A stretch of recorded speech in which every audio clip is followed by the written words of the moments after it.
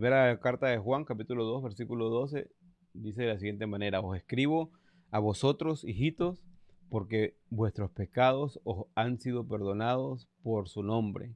Os escribo a vosotros, padres, porque conocéis al que desde el principio. Os escribo a vosotros, jóvenes, porque habéis vencido al maligno. Os escribo a vosotros, hijitos, porque habéis conocido al Padre. Os escribo Os he escrito a vosotros, padres, porque habéis conocido al que es desde el principio. Os he escrito a vosotros, jóvenes, porque sois fuertes y la palabra de Dios permanece en vosotros y habéis vencido al maligno. Oramos, Jaime. Señor, agradecemos por todo lo que nos da, Señor. Gracias por permitirnos también comenzar lo de la clase de Apocalipsis y los proyectos en esta plataforma digital, pero que todo eso sea para ti, Señor, especialmente en este tiempo. No sé a qué hora están viendo los que nos escuchan y ven este devocional, pero que sea abre para ellos su corazón, a nosotros también nuestra mente, que sea tu palabra quien esté hablando y que ellos puedan o estar cerrando su día o comenzando su día o en medio de la circunstancia que esté, que estos sean palabras de ánimo y de aprendizaje en tu palabra. En el nombre de Cristo Jesús. Amén. Amén. Bueno, ahí está, Jaime. ¿Qué piensas del pasaje? Hoy me agarró en curva el pasaje. Mire, ese pasaje se nota que está dirigido a ciertos grupos, ¿verdad? Os escribo a vosotros y nombra, ¿no? Hijitos. Ok, ¿quiénes son los hijitos? Ajá. ¿Eh? Luego dice, y porque vuestros pecados han sido perdonados. En- Solo con lo que dice aquí, se entiende que está hablando con personas recién convertidos, recién habían recibido a Cristo. Ok. ¿Está de acuerdo? Sí, y ahí esta palabra también, el hecho que el escritor está diciendo hijitos, no se está refiriendo tanto a sus propios hijos, sino está Correcto. hablando como hijitos de Dios, ¿no? Espirituales, Sí, sí. espirituales. Diminutivo, es un diminutivo no despreciativo, sino está hablando en una condición de ternura, más que todo. Sí, y Juan lo usa mucho. Es una Ajá. de las frases que le gusta. Ahora, aquí en estos dos versículos, quizás algo que no se han dado cuenta los hermanos, aquí empieza os escribo. ¿Qué tiempo es el verbo? Bueno, ahí está en presente, si no Ahí está estoy en presente. Mire equivocado. el versículo 14. Os he escrito. Ajá, Entonces ya va cambiando el tiempo de verbo, porque ajá, también ha escrito. Antes escribió también, ¿no? Bueno, vamos a ver los tres grupos. Primero son los hijitos. Luego es a vosotros padres, porque conocéis al que es desde el principio. Entonces ya está hablando con un grupo, digamos, más maduros. ujú, Ahora, puede ser maduros en la fe o puede ser hombres mayores. exactamente. Y más cabales, porque el hecho, bueno, ese dominativo padres, no quiere decir que todos los que son papás son súper maduros, pero por lo menos aquí se ve que Juan le está hablando con ese respeto, pues ustedes Sí, son cabales en cuanto a lo que estoy diciendo. pero se nota que termine aquí escribiendo, dice, os escribe a vosotros jóvenes. Ajá, Entonces ya yo creo que mirando lo que está diciendo, yo creo que está hablando con tres grupos a su nivel espiritual. ok, Es decir, que un hombre de 70 años, recién convertido, recién habiendo recibido a Cristo, puede ser un hijito en ese entonces. ujú, Y uno, cuando dice padres, que parece que desde el principio ha conocido a Cristo, el que es desde el principio, parece que tiene largo rato, porque conocéis, entonces ya esa palabra de conocer aquí no es cualquiera, eso es la palabra que usan los gnósticos, un conocimiento experimental. Ok. Quiere decir que ellos tienen experiencia en ese conocimiento, han conocido a Cristo por un tiempo. Y a los jóvenes, se conoce a los jóvenes más que todo por su vigor, su fuerza, su ánimo, ¿no? Eso lo estoy conociendo ya que yo soy del último grupo. Eh, Antes yo tenía ese fervor y ese dale, dale, dale. Y mire, dice que los hijitos, los nuevos, Ajá. han conocido que sus pecados son perdonados. Ok. Ahí Eso es el estamos. primer paso de llegar a ser parte de la familia de Dios. Ujú. Eh, Luego habla a los padres, porque ellos ya tienen largo tiempo conociendo a Cristo y lo han experimentado, tienen tiempo conociendo a Cristo. Y a los jóvenes, conocido más por su fuerza, su vigor, porque ellos, que han dicho, han vencido al maligno. Muy bien.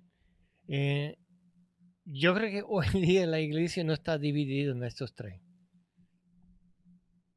Bueno, seguro que no, y no sé si no sé con qué sentido lo estás diciendo, pero hay muchos más grupos, ¿no?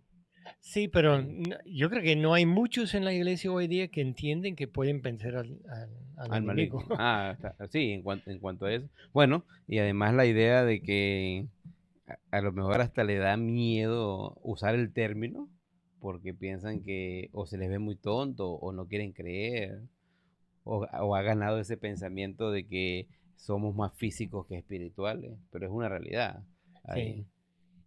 Sí. Yo creo que fue John MacArthur que dice que Juan siempre habla de dos familias. Y las dos familias son la familia de Dios y la familia del diablo. Mm, Pero Pablo también. Pablo dice en Efesios en varias oportunidades es, que éramos de las tinieblas, pero ahora somos de la luz. Entonces, él está dividiendo el mundo. El mundo antes estaba dividido en más. Bíblicamente estaba dividido entre en los judíos ajá, y los no judíos, y que somos nosotros. Pero ahora el mundo está dividido entre judíos, incrédulos y la iglesia. ok. Y la Pero mayoría de los judíos hoy día pertenecen al otro grupo, a al lo grupo del mundo, los del mundo. incrédulos. Sí, porque y ahí otra vez hablando en cuanto a eso, bueno, en cuanto a eso que estás diciendo, tener en cuenta esa división, no estamos hablando de una división egoísta y todo eso, sino de una realidad que enfrentamos, hablando de quiénes somos hijos de Dios y quiénes somos simplemente criaturas de Dios, no Sí, creyentes, ¿no? Y por eso me gusta estos términos que está usando ahí, o solamente cuando habla de jóvenes, que le da ese calificativo, pero los otros es casi familia, hijitos, padres, pero es esa realidad. Y aunque Efesios, como tú hacías referencia a Efesios, Pablo dice en Efesios capítulo 11 que Dios rompió esa barrera intermedia que había entre judíos y cristianos no judíos y gentiles, y que ahora somos uno solo, hablando de una familia de fe, no sí. hablando tanto de una raza o de diferentes razas, denominaciones y eso, sino está hablando de la familia de fe en Cristo. Y, es una realidad, pues no estamos aquí haciendo divisiones y todo eso, sino estamos hablando de la realidad espiritual humana que tenemos y la bendición también, porque aquí también Juan está diciendo, perdón, acerca de, bueno, habla de tres cuestiones importantísimas de Jaime. Perdonados, que hemos vencido al enemigo y que le conocemos desde el principio, ¿no? Ujú. Y que eso es de suma importancia en cuanto a la vida espiritual hoy en día, pues, no sé. Pero yo le doy un ejemplo de mi vida personal. Ajá, Conocí a Cristo a los 8 años de edad y crecí algo hasta más o menos los 12, 13 años, cuando me aparté del Señor, porque mi familia no estaba yendo a la iglesia por problemas en la iglesia, fricciones en la iglesia. Ajá. Y yo de verdad, como joven, con todos esos deseos, yo salí, ¿ok? Entonces ya estando en el mundo no crecí más. Entonces yo era un joven hasta, digamos, cuando volví a reconciliar mi vida con Dios, empecé a estudiar más la Biblia, empecé quizás hasta terminar lo que era el seminario, ir a Venezuela y trabajar entre los pemones. Yo todavía era hijito, Mm. porque a mí no me enseñaron que yo podía vencer al maligno. Yo fui a un seminario que no hablaban de la guerra espiritual. Ok, muy bien. Cuando llegamos a Génesis capítulo 6, yo creo que hicieron un tremendo salto porque yo no recuerdo haber escuchado. Quizás uno de los maestros de los viejos, y había varios doctores en el seminario que habían estudiado en Dallas, quizás dijeron algo, pero yo no entendí. Pero yo recuerdo que llegué un tiempo que yo sabía que había demonios, yo sabía que no podían contra mí. Entonces, algún momento allí yo llegué a entender que yo era uno de los jóvenes con el poder de vencer al maligno, pero nunca tuve luchas. Un día, después de un tiempo, un hombre estaba enfermo y me llamó y me dijo bueno, no voy a usar el término de los demonios, pero me dijo que fue atacado por un demonio y que tenía un dolor de cabeza tan grande que no podía dormir. Entonces, ¿qué hice yo? Yo le mandé aspirina, ibuprofeno, le mandé para el dolor. Y volvieron a los 2 o 3 días, me mire, y todavía el hombre tiene ese dolor, no puede nada, que le duele, que mucho, que por favor, que le ayude. Y dice, bueno, pero ellos dijeron, fue Satanás que le atacó, fue un demonio que le atacó. Dice, ok.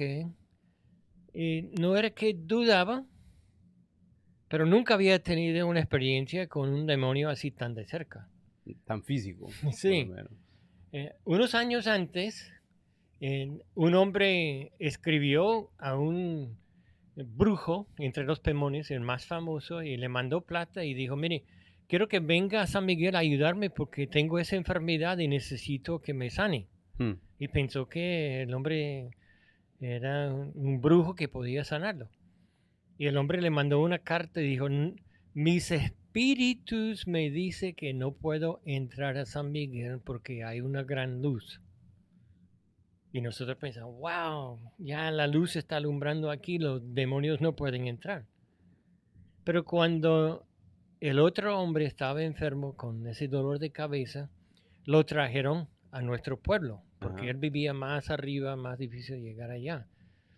Y cuando él llegó, lo pusieron enfrente de una casa, colgado en una hamaca, y no podía dormir, estaba allí así, me duele nada, no puedo dormir. Eh, yo no sabía qué hacer, pero estaba parado en mi casa y miré afuera y vi como 4 hombres parados a unos 20 metros mirando hacia mi casa y yo sentí algo. Dije, esos hombres traen maldad, esos hombres son malignos. Y llegó uno de los diáconos a la iglesia porque ya la iglesia estaba formada. Y dije, mire, ¿quiénes son esos hombres? Y él, no, que son de otro, pero ¿quiénes son? Esos son brujos que vinieron a sanar al enfermo. Mire, hermano, yo no sé, en mí entró ese ánimo, esa fuerza de un joven. Y yo fui directamente a la casa donde estaba el hombre, donde los brujos estaban yendo para sanarlo. Ajá. Y yo entré y ellos se apartaron.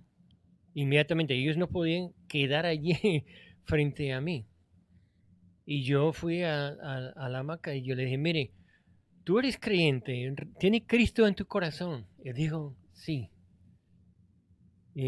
¿Estás seguro? Sí, yo sé que Cristo murió por mí. Mm, ¿Hay pecado en tu vida? Y dijo, sí, mucho. Y miren, si tú confiesas a Dios y le pide perdón, arrepiente, entonces le pide a Dios que le quite ese dolor que tienes, Él te puede sanar. ¿Entienden? Sí, tengo que confesar, decirle a Dios y pedirle perdón por mi pecado y pedir que me sanen. Sí, tú lo haces en Pemón. Yo voy a orar primero y después tú. Yo no hablaba mucho Pemón, pero yo oré lo que pude y el hombre empezó a orar un buen rato y dijo, en el nombre de Jesús, eso sí entendí, ujú. en el nombre de Jesús, amén. Y yo lo miré, y me miró y dijo, yo tengo sueño, yo quiero dormir. Y se acostó en la hamaca, el hombre que no había dormido por casi 2 semanas, Wow. y durmió. Entonces yo vi que tenemos poder.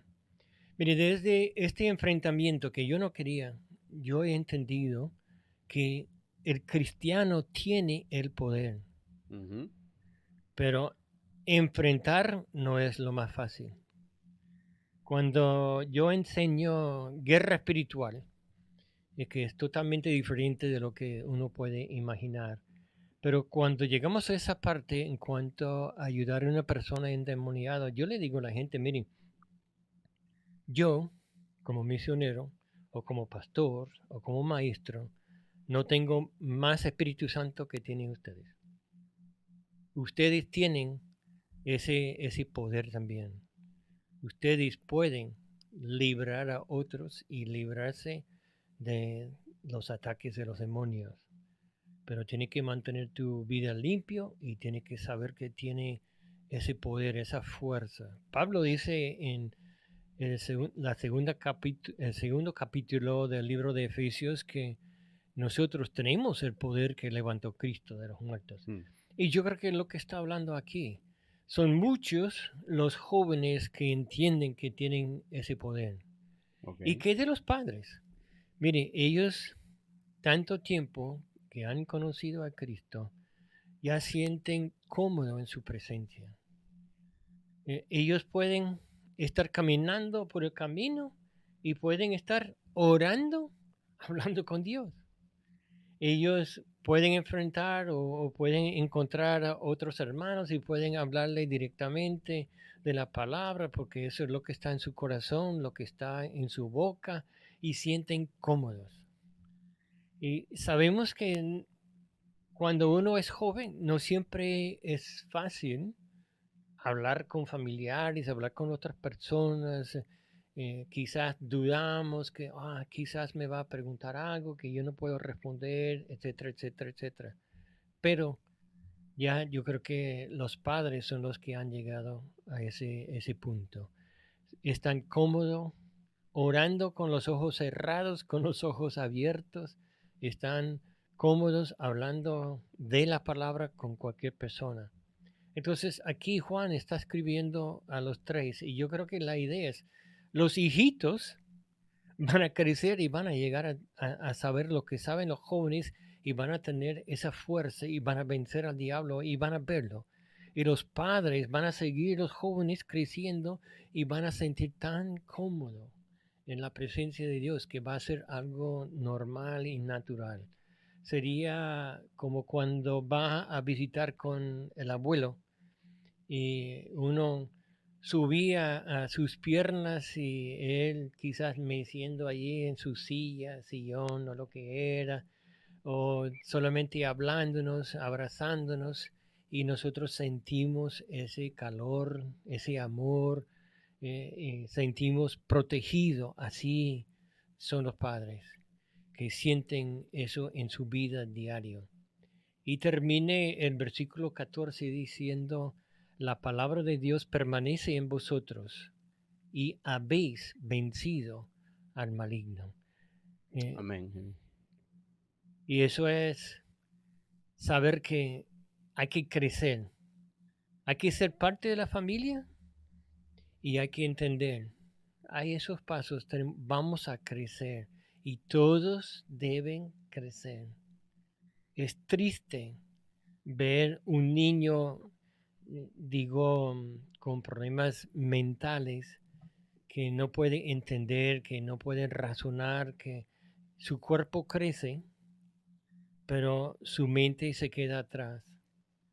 Y hay muchos cristianos que ya son grandes de tamaño, pero espiritualmente son niños todavía.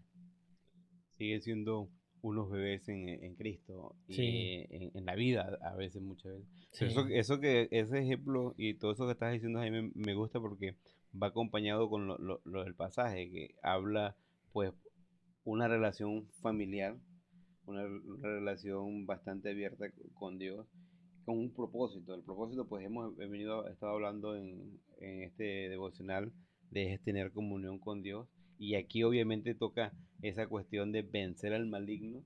Y cuando esperamos en la Biblia decimos, bueno, podemos escuchar esos términos, pero aquí está hablando de una lucha real que tenemos. Y no estamos diciendo con eso de que vamos a ir y ver demonios en todos lados, en todas las esquinas. Hay gente que sobre extrapola esa idea y anda por ahí. Una vez alguien estaba sacándome el espíritu de la mayonesa porque comía, pero no estás hablando de eso, estás hablando de una vida, de algo real. Y me gustó mucho lo que decías con este hombre enfermo, porque tú le confrontaste, él oró, confesó, arregló esa comunión con Dios. Y sí. sinceramente es responsabilidad de, yo creo que todos los creyentes que ya tenemos años en la vida cristiana, madurar, crecer, para también ayudar a esos hijitos y también ser valiente como los jóvenes, porque eso de vencer al maligno es algo constante, es una lucha constante que tenemos, ¿no?